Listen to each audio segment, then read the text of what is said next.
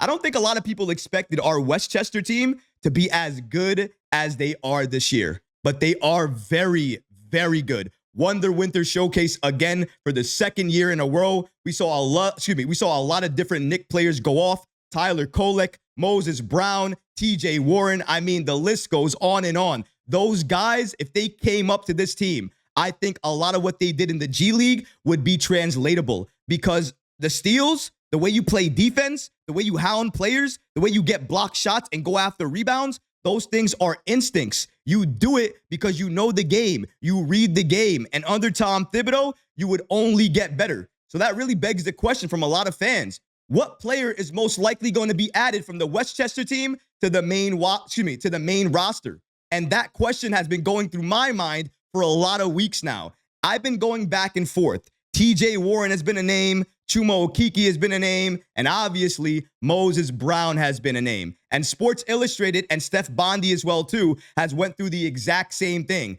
And with them, they came up with the following evaluation for the Westchester Knicks. And they had some help with a Westchester G-League expert in terms of evaluating these players on the Knicks Westchester G-League team. Let's take a look at what they had to say about these guys, and also what player is most likely going to be called up to the Knicks. Shout out to Stefan Bondy for giving us the following information here regarding what players are likely going to be called up to the main roster. And according to him, TJ Warren is probably the player you're going to look at the most. Here's what he had to say about Warren. Easily the best player and scorer.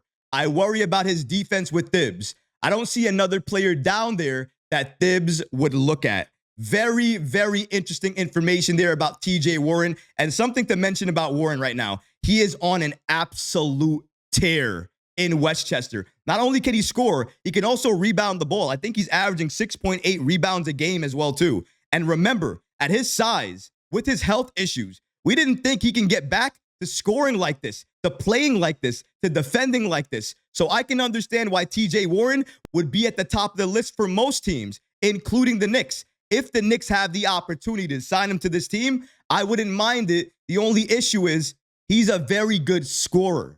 So that means if I add him on the bench, I need to let him do what he does best, and that's score. Is Tom Thibodeau going to allow him to score? Is he going to give him those opportunities? Is he going to play him enough minutes to get those type of looks, to get those type of shots, and to be able to have the same impact? Those are all the questions that I have. And that's why, personally, for me, even though I hear what the expert Westchester G-League Evaluator is saying here, and I understand TJ Warren in terms of the numbers, in terms of what he's doing in the G-League, it makes a lot of sense why he should be added to this team, to the main roster.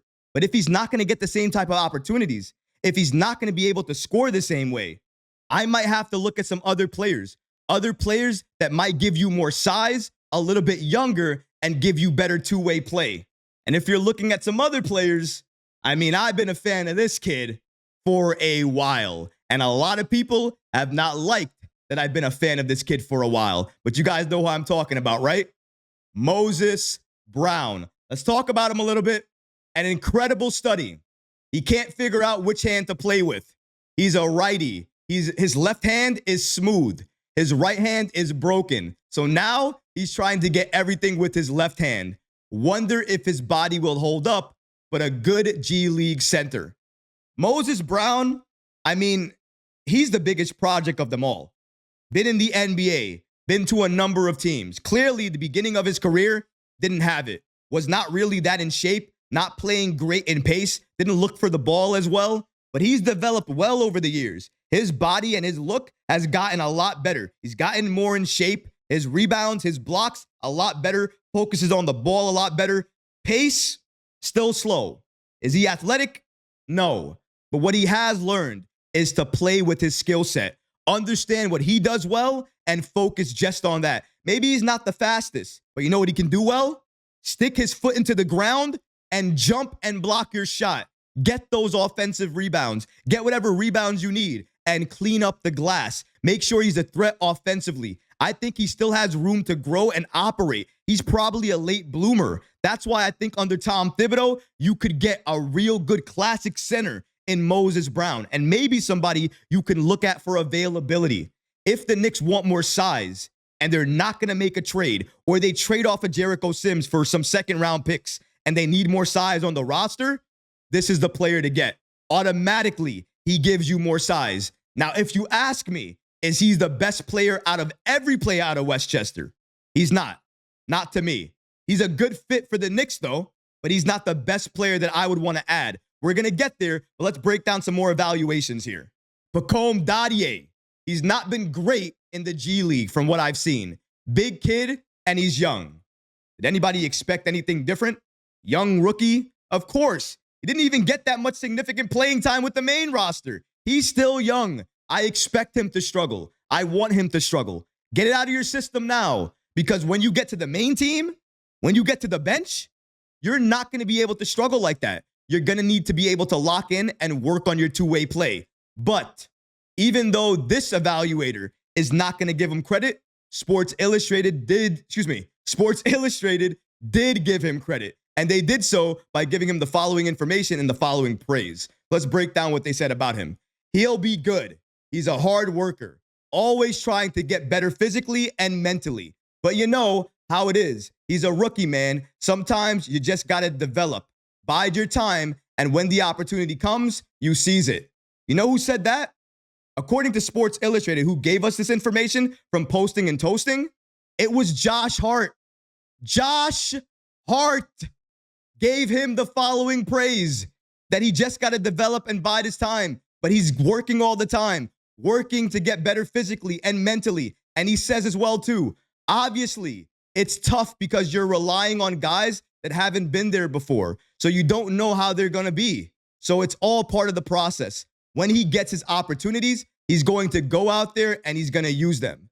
Dadiet has spent most of his time in the G League with the Westchester Knicks, and Coach Tom Thibodeau believes that that's the best place for him to be right now.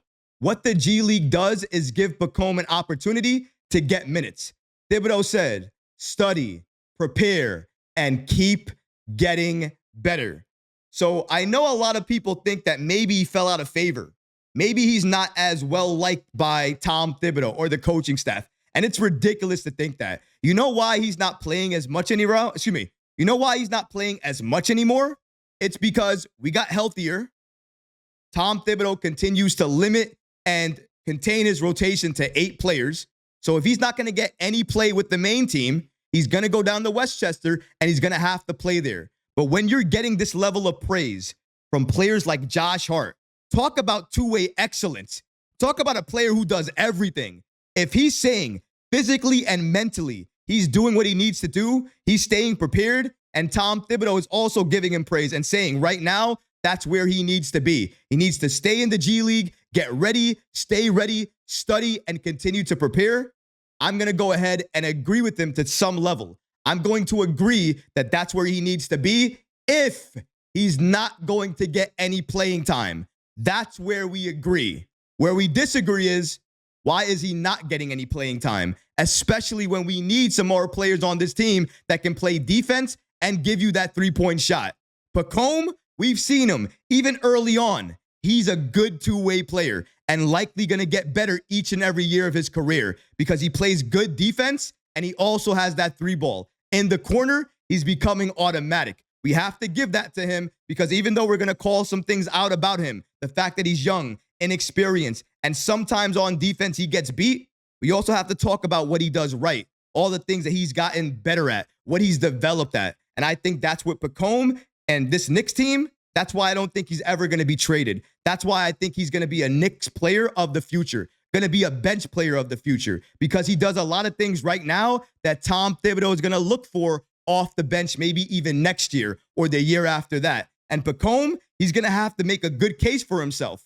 The only way to do that is to continue to develop. I do think that some cases, in some games, he could be played. But as of right now, that's not going to happen. He's going to stick with the G League. Let's keep it going here. Not really a lot to talk about here with Jacob Toppin.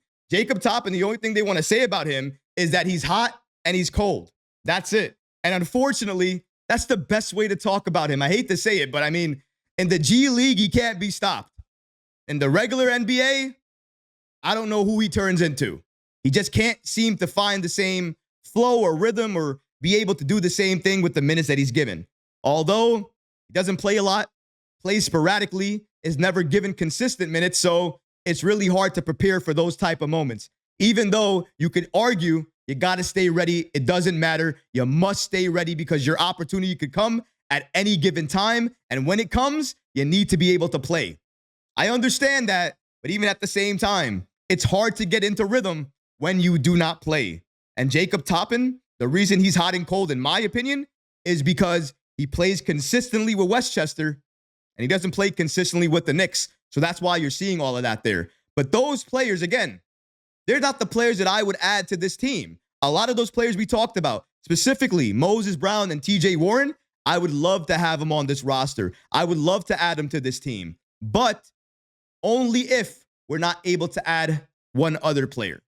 Maybe you guys know who I'm talking about. Maybe you guys don't know who I'm talking about. It's Chuma Okeke, a very interesting player according to this evaluator. You don't notice him, and then when you look up, he has a near triple-double. He plays the right way. A bit out of shape still somehow, but still plays the right way and also never takes away from any other player. What do you want right now? Don't you want a player to come in, somebody who can give you an impact where you need it, but not take away from Josh Hart, not take away from Mikal or OG or Deuce McBride or Campaign? Just give you the help where you need it. Chuma Okeke, by far, apart from all of the players we named, each and every single one of those players, even one of my favorites in Moses Brown, Chuma is the one that I would go after and I would add to this team. If you enjoyed these clips from the live show, be sure to subscribe to the channel and have notifications turned on so you don't miss any new episodes or when we go live.